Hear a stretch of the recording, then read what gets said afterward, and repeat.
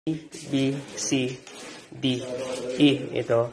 Tapos, pipindutin lang natin. Pag naglagay ng power supply mula sa ating circuit breaker, pwedeng nang dito ilalagay. Pwedeng dito sa kabila. Pag nilagay mo dito yan, mayroon lang connection yan. Ganyan ang pinili ni sir na kulay para madali niyang malaman kung saan yung sapan. Ito yung sapan.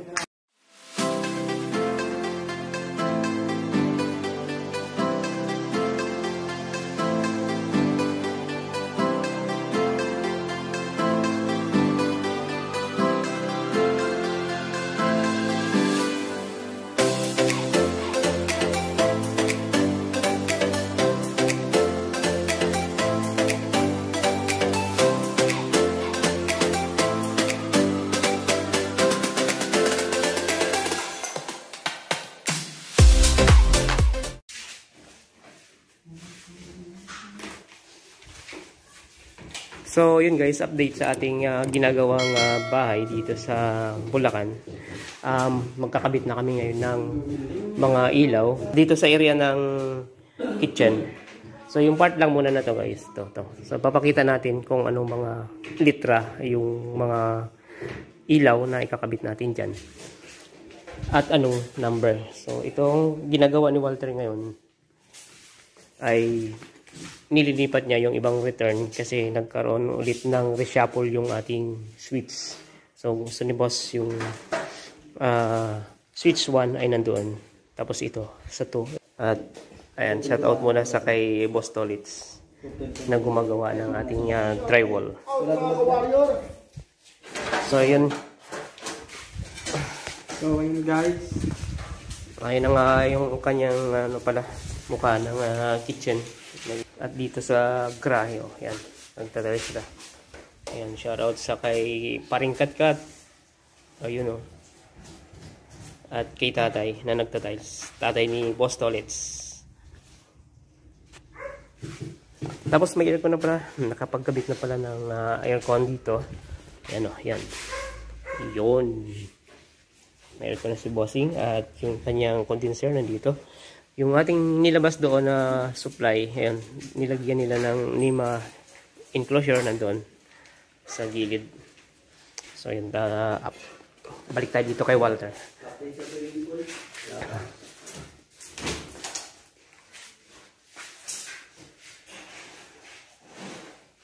Palalagyan na natin ng switch yan mamaya sa kanya. So ngayon, ang ginagawa ko ay ina-assemble ko yung mga switch niya. Ito. So ito yung para sa dito sa dining. Dito. Ito sa dining to. Dito sa part na to. Ito ang isa na gray dito sa kanyang fan. Ito. Yan. Tapos ito A, B, C, D, E. Ito ay ayan. Nandun. A, tapos dito, D, ayan, C, D, ito, tapos, E, yan, itong E. Ito yung kanyang switch guys. So yan, mamaya papakita natin kung paano ina-assemble to, ang ganitong klaseng switch. So, ito ay si Omni, ang brand nito ay Omni. Antayin natin si Walter na matapos yung kanyang ginagawa dyan. So, papakita natin yung iba kung paano natin a-assemblein. Ito. So, guys, mag-a-assemble tayo ng dalawang switch. Bali, ito ay sa number 2 at sa 4 and 5. Kasi yung sa 3 na design niya dito ayun yung nandun sa natin kitchen yung sa may cabinet. So ang nandito ay switch 1, switch 2, switch 4 and 5. So na-assemble na natin yung switch 1 at yun na yung pinakita natin kanina. Tapos eto na, sa switch 2 na tayo. So mayroon tayong tatlong butas dito. Dito tatlo, dito tatlo din, dito ay dalawa. kung makikita natin doon sa ginawa niyang basehan ng plano, tatlo, at dalawa. So dito A, B, C, D, E, F, G, H. So dito natin lalagay yan. Tapos ito yung pagkasunod-sunod guys ng switch doon. So ito yung pagkakasunod-sunod niya, A, B, C, D, E, F, G, H. So yan, asimbulin natin. At ito yung kanyang switch yan. So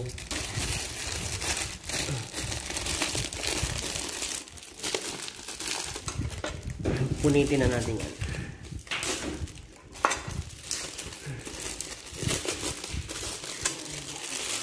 Ayan, mga screw nya. Balik lang natin doon. So yan ay wala yan to. So ito yung part na to na nilalapat sa wall. Ito.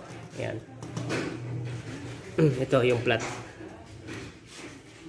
Tapos ito yung lalagyan ng takip. Itong part na to. Ito. Tapos itong side na to, dito to tinutusok kapag bubuksan mo tong kanyang switch. Kapag tatanggalin mo tong cover, dito mo to susungkitin. So sa kanan natin ilalagay yan. So yung indicator natin o yung ito pinakaguhit na to, sa taas natin ilalagay yan at nakaganyan siya. Ayan. So babalik rin natin to. Tapos ito ilalagay lang natin doon sa slot. Ito, may slot yan guys. So unahin natin sa kabila. Ito. Tapos pipindutin lang natin. Yan, hindi na siya matanggal. So dito ganun lang din. Lalagay lang natin dun sa slot yung kanyang pinaka lock.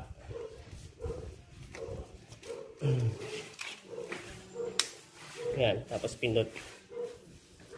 Okay. Vice versa, pwede naman yun dun sa kabila. Yan o.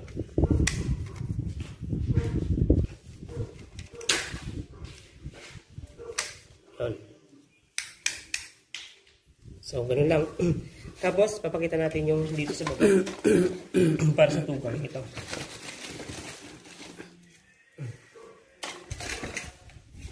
Yan guys, yung para sa tugang. So, dalawa lang dito sa baba. Ito. May slot yan. Tatlo.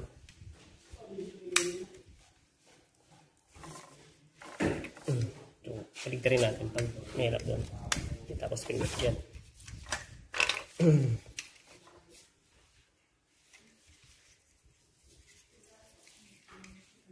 Ito. Tapos pinot. Yun. Okay na. Tapos ilalagay ko na lahat yung nandito sa gitna na natira. So yan, mamaya ulit. Pagpapakita naman natin yung pag-jumper naman. Sige. So yun guys, tapos na yung ating pang number 2 na switch. Dito na tayo sa pang number 4 and 5.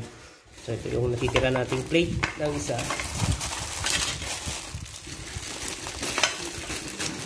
Ayan. Butasin lang natin. Sirahin na natin yung plastic.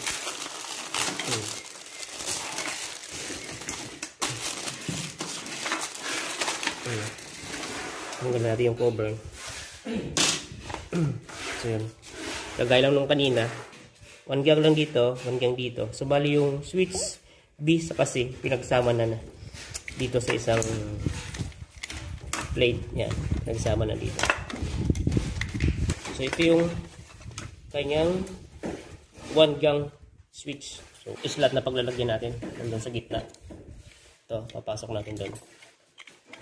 O balik rin natin pag ayaw doon sa kabila dito. Tapos pisil. Yan. Yan din yung isa. Yan. Isa. Lagyan natin yung natitira na 3 gang. Ito.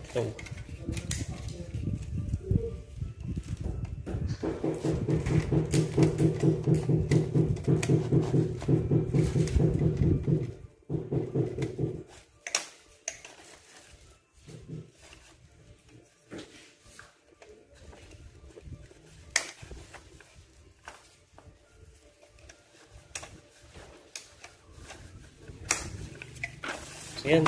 Yan, pag tinakpan yan guys, ganyan yung mukha niya. Yan. O, diba?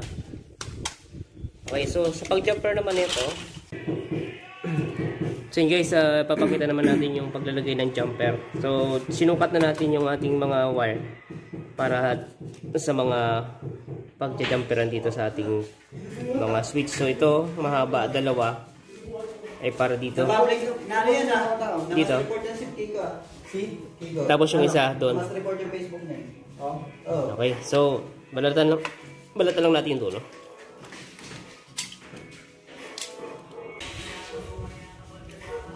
Yan. Tapos so bibend lang natin to. Yan, tapos tutusok natin doon. Tapos dito.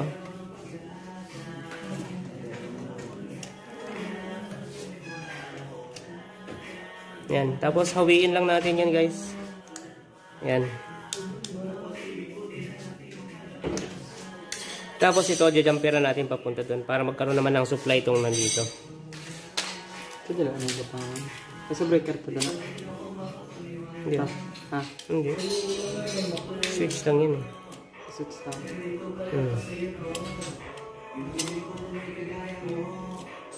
Pang ano na? Para magkaroon ng ano, supply. Pag hindi mo nilagyan ng jumper yan, hindi magkakaroon ng power. Mandi ilaw yung ano. Ilaw mo na ilagay. So yung isa, dito natin ilagay.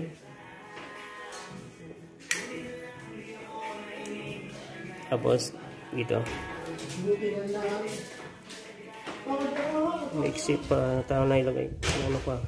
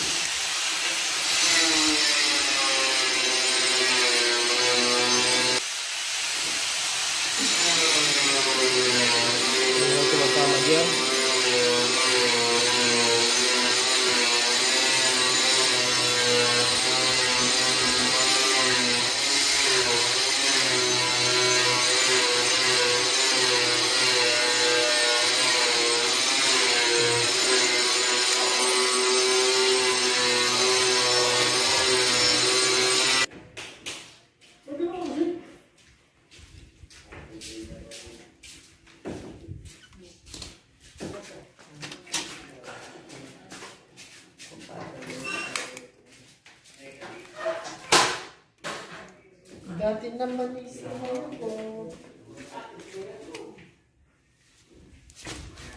Yan lang. So, pag naglagay ng power supply mula sa ating circuit breaker, pwedeng dito ilalagay. Pwedeng dito sa kabila. Pag nilagay mo dito yan, mayroon ng connection yan. Tapos to may connection na yan papunta doon. Yan, para yung ating mga return dito ilalagay. Dito. Tsaka doon. Doon. Para yung pag switch natin, siyempre, yan, iilaw yung ating mga nilagay na mga ilaw sa kisame. So, yun lang ang basic na paglagay ng switch o pag-jumper ng switch sa ganitong klase na naka-design siya sa pang-siyam. Pang-siyam ito. Pwedeng pang-siyam na mga switch kasi tatlo-tatlong laman. 3, 6, 9. So guys, nagsisimula si Walter maglagay ng marking para sa ating ilaw. So yung ilaw natin, ang cute lang, ganito, kalaki. Ayan. So tricolor siya, Omni. Ayan. So ano yun nga. So kung susundan natin yung labi niya, ang sukat niya ay 10 cm. Pero ang sa butas niya, 8 cm lang dito. Yung papasok sa loob ng ating kisame. So yun. Para hindi mawala ng tuluyan, hindi lumubog. So napakasimple lang ilagay ito guys. Ito napaka-basic lang. Iangat mo lang to. Ayan, angat mo lang tulo-tulo yan. Yan, pasok sa butas. Ayan. Sasabay lang yan. Sasabay yan. Pasok sa butas yan. Tapos pag binitawan mo siya, ayan, magaganyan lang yan siya sa loob. Ayan. Ayan, maglalak na siya sa kisame. So alalay. Yung alalay nyo.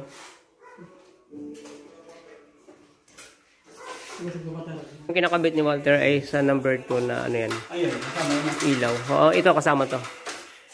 Sa number 2 na switch pala. Bali, 1, 2, 3, 4, 5, 6, 7. Asan yung pang 8 niyan? Oo nga pala. Nandito pala. Ang isa, ang pang 8. Tama. Okay na.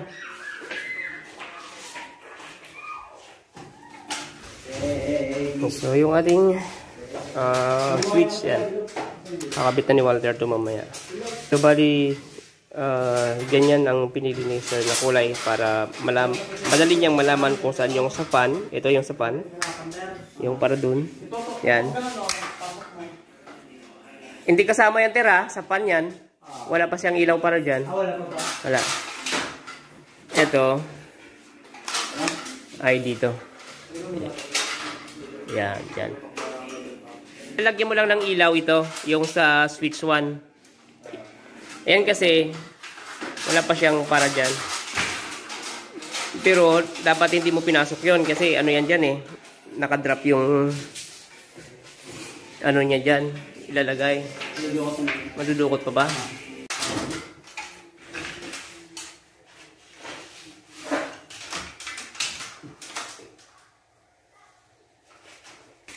So, ayan, ilan ka na? 1, 2, 3, 4 doon. So, ayan na guys. Naka-4 si Walter na marking. 1, 2, 3, 4, 4. Ito. Pa-4 dito. Ito yung... Para sa ano yun? Sa 1 pa rin? Sa switch 1. Ito. Ayan o. Pa-4 yan. Nakaganyan. Yung isa, nakasama sa 2. Ito sa switch 1. Switch 2 yung isa. Ayan. Ito para sa likod. So, yan. Basi sa plano ni Sir. So, yan. Kakain muna tayo. Tara. So, yun guys. Yan. Matutulog muna tayo. Dahil wala pa tayong tulog talaga. Wala kagabi. Alas 8. Hanggang alas 7 ng umaga. Straight tayo gumawa. So, yan. Kain muna kami.